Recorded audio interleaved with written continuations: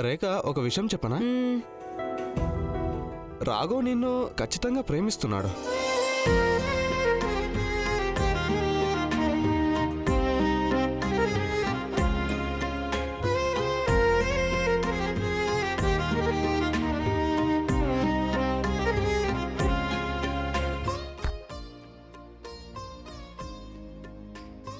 అంటే చూడు, ముందు నీకోసం బుల్లెట్కి అడ్డు వెళ్ళాడు, ఇప్పుడు ఎవరైనా షూట్ చేయడానికి ఏర్పాట్లు కూడా చేసేశాడు. రాఘవ్ ఎప్పుడైనా నీతో ఏమైనా చెప్పారా? రాఘవ్ నాతో ఏమైనా ఎందుకు చెప్పాడు? అంటే అది తను నన్ను ప్రేమిస్తున్నా అని, ప్రేమ గీమ గురించి అంటే ఏమైనా. నీ స్క్రూ లాస్ అయిందా ఏంటి? అసలు నేనెవరిని? తను నాకెందుకేమైనా చెప్తాడు? నిన్ను తను ప్రేమిస్తున్నారని ఏమైనా చెప్తాడో లేక ప్రేమించట్లేదో చెప్పడానికి. నువ్వు చెప్పేది నిజమే. నిజంగా నా స్క్రూ లూజ్ అయిపోయినట్టుంది. నేను ఏదేదో వాగుతున్నాను. ఇంతకీ నువ్వు తను ప్రేమిస్తున్నావా? అవును రాఘవ్, ఐ లవ్ యూ. రేఖ, ఏం ఆలోచిస్తున్నావు? ఏంటి? నువ్వు రాఘవ్ని ప్రేమిస్తున్నావా? లేదు, అసలు నువ్వేం మాట్లాడుతున్నావు? నేను ఆయన ఎందుకు ప్రేమిస్తాను? ఆయన నీకు నిజమేంటో తెలుసు కదా. అంటే చూస్తుంటే నాకు కూడా స్క్రూ లాస్ అయినట్టుంది. నాకు అన్ని తెలుసుగా నీకు తనకి ఎలాంటి కండిషన్లో పెళ్ళైందో. అయినా నేను ఏదేదో అడుగుతున్నాను చూడు. సరే విను విరాజ్, యాక్చువల్లీ నేను ఇక్కడికి ఎందుకు రమ్మన్నానంటే, నేను ఎంక్వైరీ చేశాను. ఏ మార్కెట్లో అయితే నన్ను షూట్ చేయాలని చూసారో దాని చుట్టుపక్కల కొన్ని సీసీటీవీ కెమెరాస్ ఉన్నాయి. మనకి వాటి ఫుటేజ్ ఏమైనా దొరుకుతుందా? ఒకసారి ఫుటేజ్ దొరికితే అప్పుడు మనకి తెలిసిపోతుంది కదా నన్ను ఎవరు షూట్ చేశారో ఏంటో. ఎలాగో నేను ఈ కేసు ఇన్ఫర్మేషన్ తీసుకుంటున్నాడు అండ్ ఈ సీసీటీవీ ఫోటోస్ ఐడియా అయితే చాలా బాగుంది. దీంతో మనకి ఏదో ఒక సాక్ష్యం దొరుకుతుంది. నేను చూస్తాను. సరే, నువ్వు కనుక్కో, నేను వెళ్ళి మళ్ళీ కలుస్తాను. అది సరే రేఖ. టీ డబ్బులు అన్నా, ఇంకా వెళ్ళు. చిల్లరా అంటే నేను ఇంకొక టీ తాగుతాను కదా. నీ నెల మొత్తం టీ ఇక్కడితోనే కంప్లీట్ అయిపోయింది.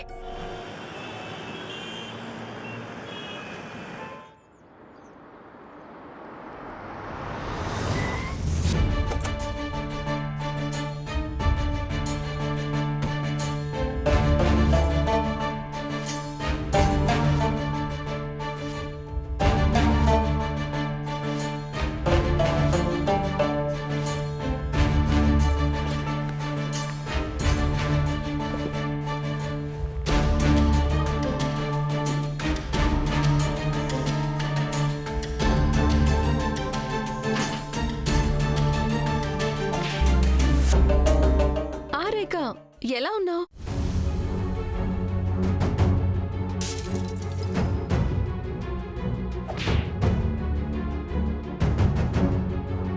స్పృహ తప్పడం కాదు, ఆవిడ చచ్చిపోయినా సరే అప్పుడు కూడా నేనేమి చేయను. ఏం కాదు, ఈవిడేమీ కాదు, మా ఫ్యామిలీ అయితే అస్సలు కాదు. నేను నా నిర్ణయం తీసేసుకున్నాను. ఈ ఇల్లే నా ప్రపంచం.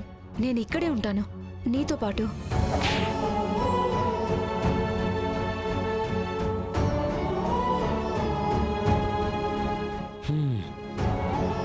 అమ్మా, నువ్వు చేసిన ఈ పరాటాలు చాలా అద్భుతంగా ఉన్నాయి తెలుసా? అలాగా? అయినా నీకు బయట ఫుడే అలవాటు కదా, మరి నీకు ఇదెక్కడ నచ్చుతుంది? ఏం మాట్లాడుతున్నావమ్మా? ప్రపంచంలోనే నీ చేతి పరాటాలు అద్భుతం. అయితే ఇంకొంచెం తిను.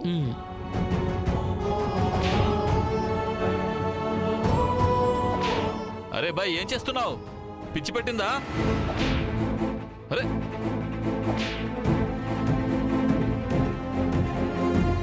ఏంటి నువ్వు బయట కొత్త డ్రామాలు ఆడుతున్నావు? డ్రామా కాదు, ప్యాకింగ్ చేసుకుంటున్నాను బంగారం. నేను ఈ గది ఖాళీ చేసి వెళ్ళాలి కదా. ఓ హలో, నేను నీకేం బంగారం సింగారాని కాదు. నీలాంటి వాళ్ళని దగ్గర కూడా రానివ్వను. ముందు నాకు ఒక విషయం చెప్పు, నువ్వేంటి కొత్త డ్రామాలు ఆడుతున్నావు బయట సోఫాలో పడుకుంటానని? ఎందుకంటే నువ్వు సోఫాలో అయితే పడుకునేదానిలాగా అనిపించట్లేదే. మరి తొందరగా చెప్పు, నీ బుర్రలో ఏముందో ఏంటో. నీలాంటి చీప్ మనుషుల గురించి నాకు బాగా తెలుసు.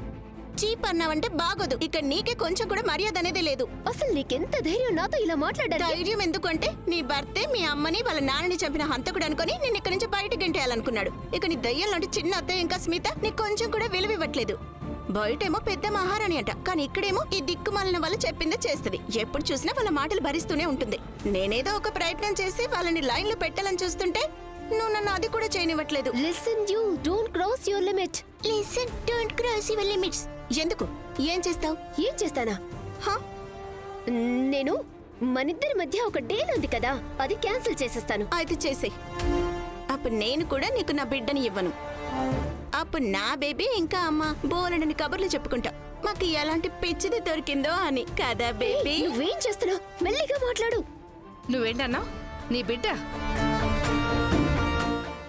నీ బిడ్డ అన్నావేంటి? బిడ్డ ఎక్కడి నుండి వచ్చింది? అయ్యో చిన్నతే, అదేం కాదు. మేం జస్ట్ జోక్ చేసుకుంటున్నాం అంతే. లేదు లేదు, నేను చాలా స్పష్టంగా విన్నాను. తనేదో చిన్నపిల్ల గొంతుతో తన బిడ్డతో మాట్లాడుతోంది. ఎందుకే బిడ్డ ఎక్కడా? బబ్లీ, నువ్వు చిన్నతేకి చెప్పు, నువ్వు ఎవరితో మాట్లాడుతున్నావు? బిడ్డతోనే మాట్లాడుతున్నాను, కానీ నా బిడ్డతో కాదు, నా బెస్టీ బిడ్డ. నేను తనతో ఇలానే కబుర్లు చెప్తుంటాను కదా. నేను నీ బబ్లీ అంటేనే కదా. కదా? మీరిద్దరూ నిజంగా వింత స్నేహితులే. నా బేబీ. వదిలి ముందు.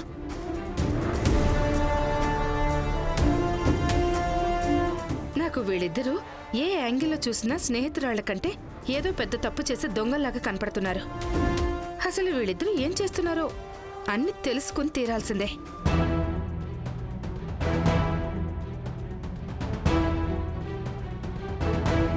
రాగా,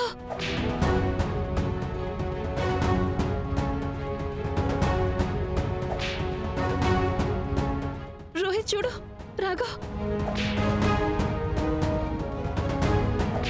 అమ్మా రాగా, అమ్మా నువ్వు లోపలికి పద, నేను చూస్తాను.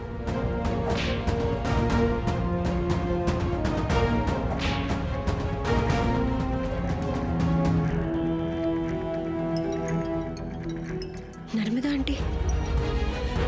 హలో రేఖా, నువ్వెక్కడున్నావు? నేను మీ ఇంటికి దగ్గరలోనే ఉన్నాను. ఎందుకు, ఏమైంది? అంతా ఓకేనా?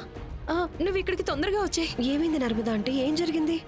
రాఘవ్ మా ఇంటి బయట తనని తాను కొరడాతో కొట్టుకుంటున్నాడు. ప్లీజ్ తొందరగా వచ్చాయి. నేను వస్తున్నాను, ఇప్పుడే వస్తున్నాను. తొందరగా రా.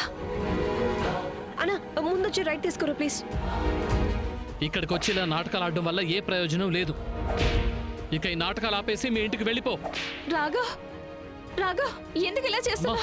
అమ్మా అమ్మా అమ్మా ఆగమ్మా. రాఘవ్ ఆపు ప్లీజ్. నిన్ను నువ్వెందుకు అలా కొట్టుకుంటున్నావు? ఇన్నేళ్ల నుంచి నా బాధని మీ మీద ద్వేషం అనే ముసుగులో దాచుకున్నాను. నిజానికి ఈ రోజు నేను ఆ బాధని సరిగ్గా ఫీల్ అవుతున్నాను. నాకు ఈ శిక్ష పడి తీరాలమ్మా. నేను ఇన్ని సంవత్సరాలు నిన్ను తప్పుగా అనుకున్నాను. ఇప్పుడు నేను చేసుకునేదంతా పశ్చాత్తాపం అని అనుకుంటున్నాను అంతే. అమ్మా అమ్మా ప్లీజ్ నువ్వు లోపలికి వెళ్ళు, నేను చూస్తాను. లోపలికి వెళ్ళమ్మా.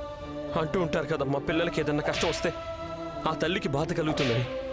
ఈ రోజు వరకు నాకు తగిలిన దెబ్బలకి మీరు కూడా బాధపడి ఉండరు కదా. మీకు బాధ కలిగినా సరే మన మధ్య చాలా దూరం ఉండేది కాబట్టి మనకి కారణం అర్థం అయ్యేది కాదేమో. కానీ ఈ రోజు నాకు చూడాలని ఉందమ్మా. నాకు నొప్పి కలుగుతూ ఉంటే మీకు బాధ అనేది కలుగుతుందా లేదా అనేది.